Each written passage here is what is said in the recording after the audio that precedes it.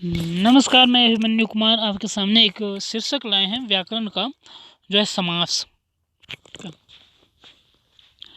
तो समास को देखेंगे।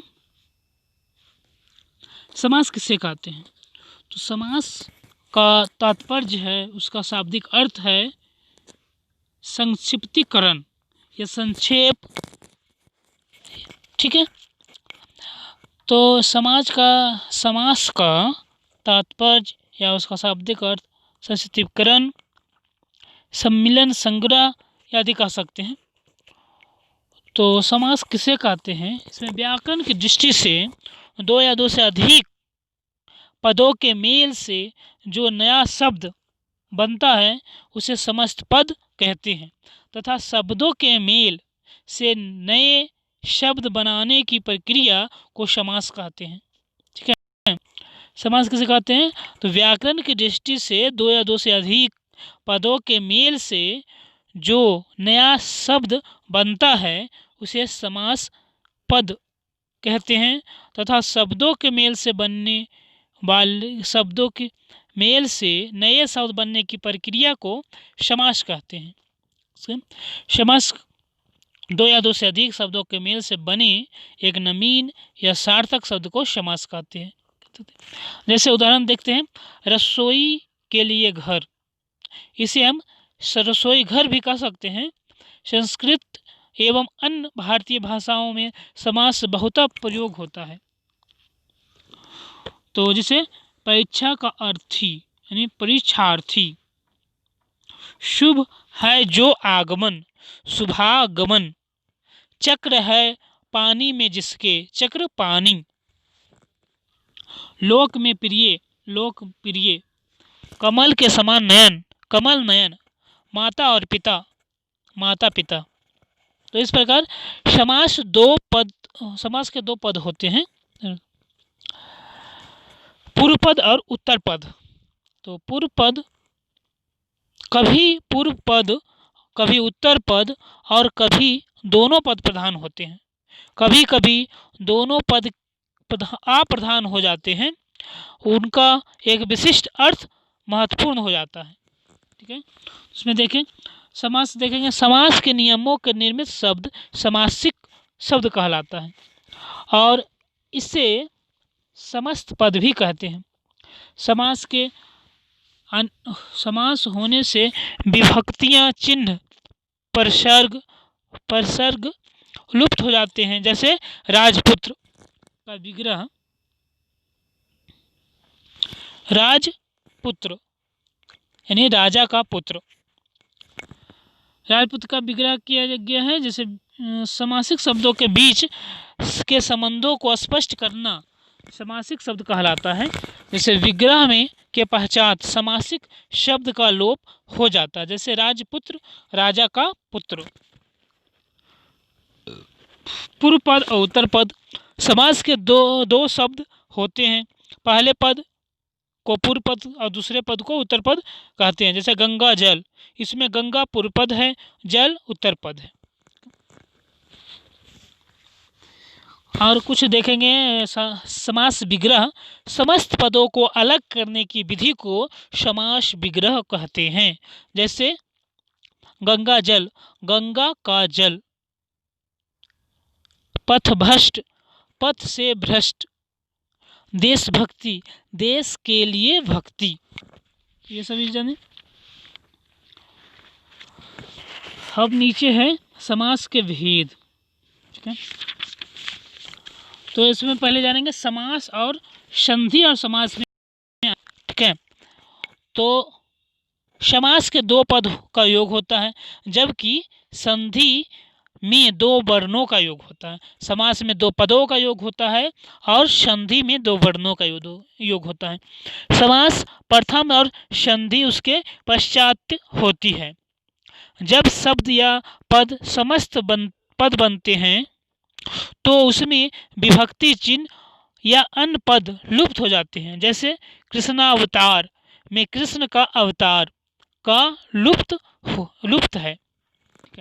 इसके विपरीत संधि के स्वरों या वर्णों का लोप होता है या रूप में परिवर्तन होता है।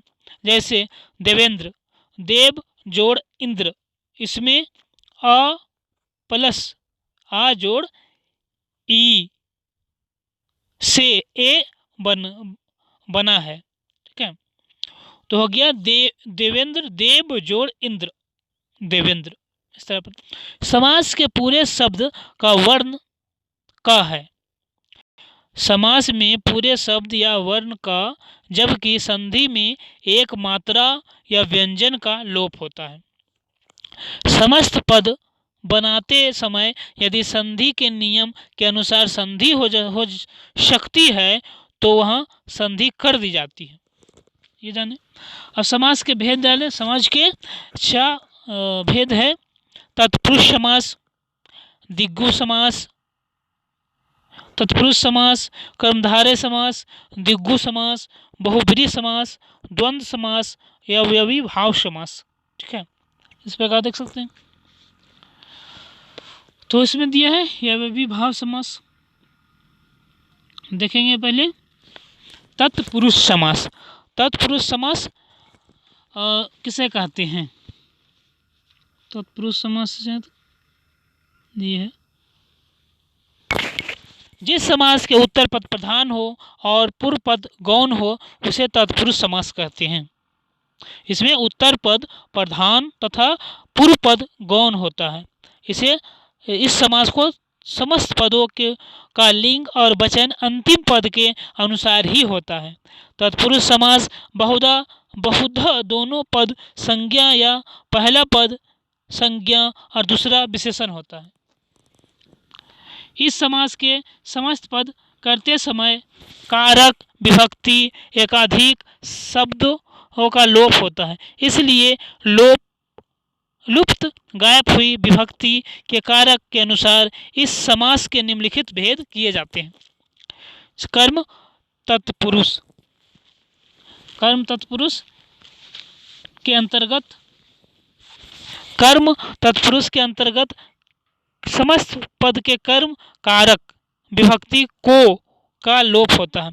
जैसे मरणासन तो मरण को पहुंचा हुआ, ग्रामगत ग्राम को गया हुआ, कष्टभोगी कष्ट को भोगने। इस प्रकार है। अब देखेंगे करण तत्पुरुष। करण तत्पुरुष के अंतर्गत समस्त पदों के में करण कारक की विभक्ति से के द्वारा का लोप एवं पूर्व पद या उत्तर पद से संबंधित स्थापित किया जाता है। जैसे गुण युक्त गुणों से युक्त, भूखमरा भूख से मरा हुआ, रोग पीड़ित रोग से पीड़ित, बिहारी रचित बिहारी द्वारा रचित। इस तरह का होगा। संप्रदान तत्पुरुष। संप्रदान तत्पुरुष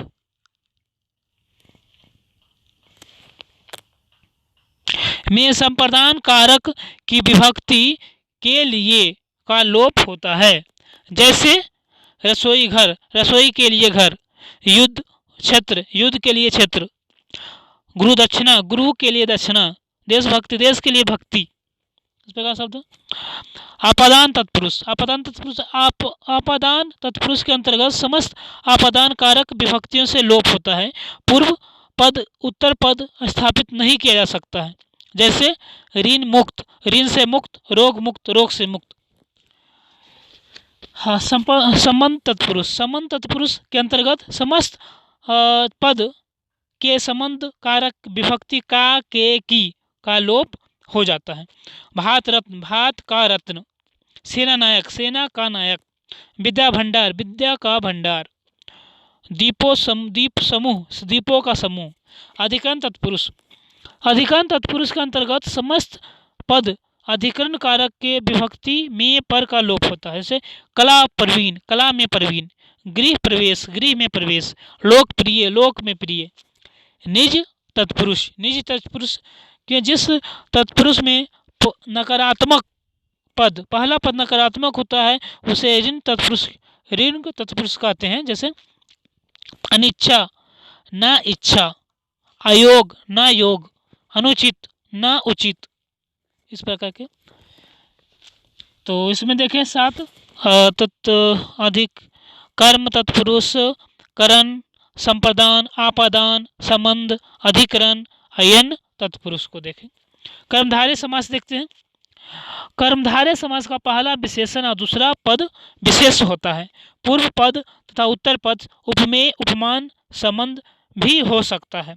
जैसे नीलकंठ, नीला है जो कंठ। नील गाय, नीली है जो गाय। नीलकमल, नीला है जो कमल। अंधकूप, अंधा है जो कूप। महाजन, महान है जो जन। मुख्याध्यापक, मुख है जो अध्यापक। तो इस प्रकार के उपमेय, उपमान, कर्मधारय देखेंगे। नरसिंह, नर रूपी, सिंह रूपी नर। ठीक है। चरण कमल, चरण के समान कमल। नर सिंह, ये देखें। देहलता, देह रूपी लता। स्त्री रत्न, स्त्री रूपी रत्न। चंद्रमुखी, चंद्र के समान मुख। तो ये उपमान, उपमेय, उपमान और को दर्शा रहा है। तो विशेषण, विशेष कर्मधारय ये है कि कमल नयन, कमल के, कमल नीला है जो कमल, कमल नयन है नहीं, क्या है, नीलकंठ है, नीला है जो कंठ। परमानंद है, परम है जो आनंद। नीलांबर है, नीला है जो अंबर। इस प्रकार के है विशेषण, विशेष कर्मधारय, उपमेय, उपमान कर्मधारय। ठीक है। तो इसमें देखें तत्पुरुष समास और कर्मधारय समास। कर्मधारय समास के विशेषण, विशेष कर्मधारय और उपमेय, उपमान कर्मधारय। और तत्पुरुष समास के कर्म, करण, संप्रदान, आपादान, संबंध, अधिकरण, अयन, तत्पुरुष को देखें। ठीक है। तो अगले वीडियो में इसके और आगे जो भेद है, एक द्विगु समास, बहुब्रीहि समास, द्वंद्व समास और अव्ययभी समास को देखेंगे। ठीक है। बहुत बहुत धन्यवाद।